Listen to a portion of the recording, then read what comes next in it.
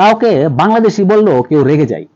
আমাদের ভারতবর্ষের ত্রিপুরা রাজ্যে বা আগরতলা, ত্রিপুরার রাজধানী আগরতলা বা আশপাশ এলাকাতে, লোকাল এলাকাতে কিন্তু একজন আরেকজনকে দূর বাংলাদেশি বলে গালি দেয়। হ্যাঁ, দূর বাংলাদেশি, হে বাংলাদেশে ভাগ, হেই বাংলাদেশে যা, এরকম ভাবে গালি দেওয়া হয়।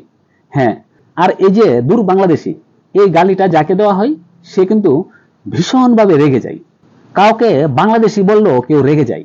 এটা কেন হয়? মানে আমাকে বাংলাদেশি বলেছে, এটা আমাদের জন্য একটা গালি। তো কেন একটা দেশের নামে একজনকে কেন গালি দেওয়া হয়? আমরাও তো বাঙালি, আপনারাও বাঙালি, তাহলে বাঙালি বাঙালি তো আমরা একে অপরের বন্ধু, তাই না?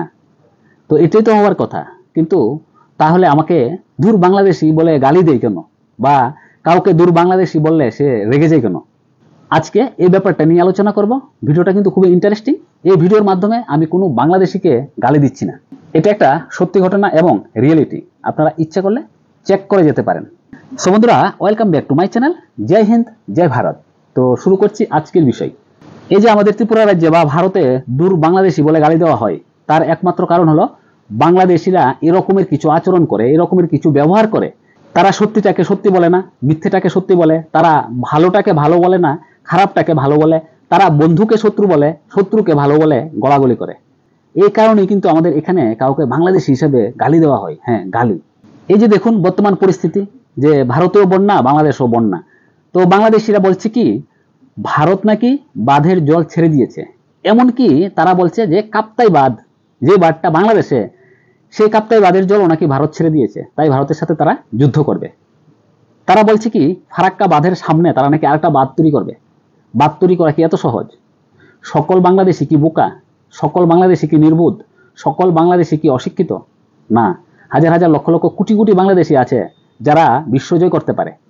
প্রতি বছর কিন্তু হাজার হাজার লক্ষ লক্ষ বাংলাদেশি ভারতে আসছে, চিকিৎসা করাচ্ছে। আমার চ্যানেলে কিন্তু ভারতের বড় বড় হসপিটালের গাইড এবং ইনফরমেশন দেওয়া আছে। ওই ভিডিওগুলোর মধ্যে কিন্তু বাংলাদেশিরাই কমেন্টস করে।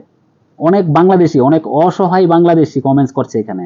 তারা ভারতে আসতে চাইছে, কিভাবে কি করবে, কত টাকা খরচ হবে, বিভিন্ন রকমের কথা বলছে। বিশ্বাস না হলে চ্যানেল ভিজিট করে দেখে নেবেন। আমরাও কিন্তু তাদেরকে অনেক হেল্প করছি, হেল্প করব। কারণটা হলো মনুষ্যত্ব। একজন অসহায়, সে বাংলাদেশ থেকে এসেছে, সে আরেকটা দেশে এসেছে, সে এখানের হাউবাউ কিছুই বুঝবে না, তাই কিন্তু তাকে সাহায্য করা হচ্ছে।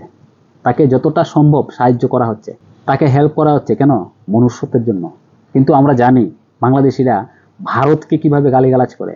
কি খেলা, কি রাজনীতি, কি প্রধানমন্ত্রী, কি দেশ, কি বিদেশ, সব জায়গাতেই কিন্তু বাংলাদেশিরা ভারতকে গালি দেয়। তারপরেও কিন্তু আমাদের ইচ্ছে হয় না বাংলাদেশিদেরকে বলতে। যখন তারা সাহায্যের জন্য আসে আমাদের কাছে, আমাদের কি ইচ্ছে হয় না যে বলতে, আপনারা কেন আমাদের কাছ থেকে সাহায্য নেন?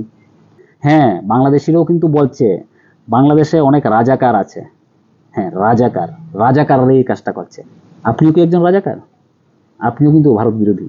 যদি ভারত বিরোধী হয়ে থাকেন, আপনিও একজন রাজাকার।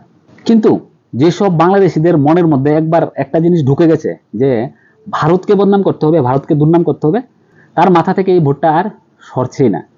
আপনি যদি হিসাব করে দেখেন, একটা বাংলাদেশি যখন ঘরে যায়, তার ঘরের যে আসবাবপত্র, তার ঘরে যে টাইলস, তার ঘরের ম্যাক্সিমাম জিনিসই ভারতীয়।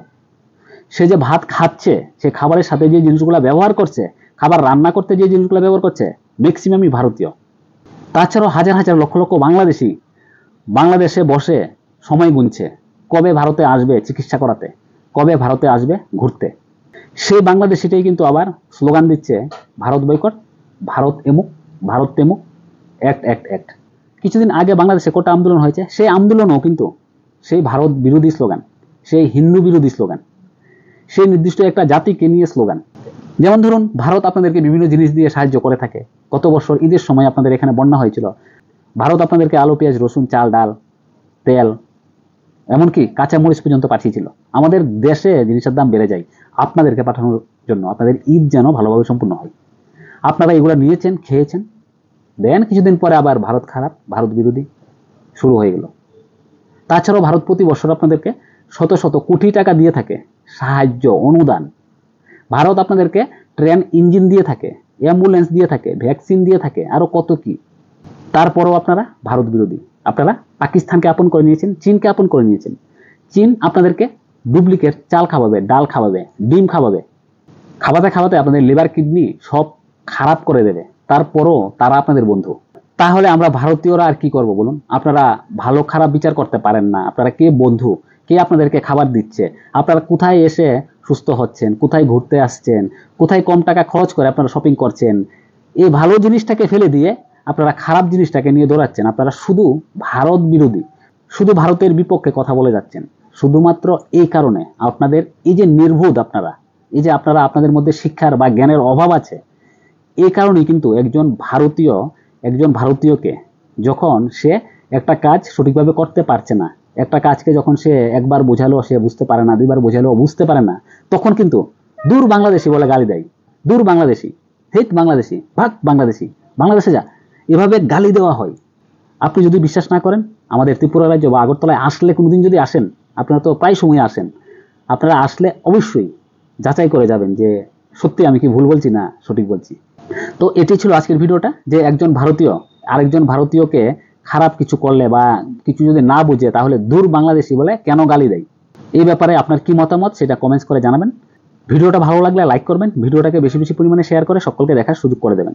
তাছাড়াও আমাদের চ্যানেলে ভারতের বড় বড় হসপিটালের গাইড এবং ইনফরমেশন পাবেন, সাথে ত্রিপুরা ট্যুর গাইডের গুরুত্বপূর্ণ ভিডিও। চ্যানেল ভিজিট করে গুরুত্বপূর্ণ ভিডিও দেখবেন এবং পরবর্তী ভিডিও দেখার জন্য চ্যানেলটাকে সাবস্ক্রাইব করবেন। সো আজকের ভিডিওটা সম্পূর্ণ দেখার জন্য আপনাদেরকে অসংখ্য ধন্যবাদ। আবারও দেখা হবে পরবর্তী আরেকটা গুরুত্বপূর্ণ ভিডিওতে। পরবর্তী ভিডিও দেখার আমন্ত্রণ রইল। এই সময়টার মধ্যে সকলে ভালো থাকবেন। জয় হিন্দ, জয় ভারত, টাটা।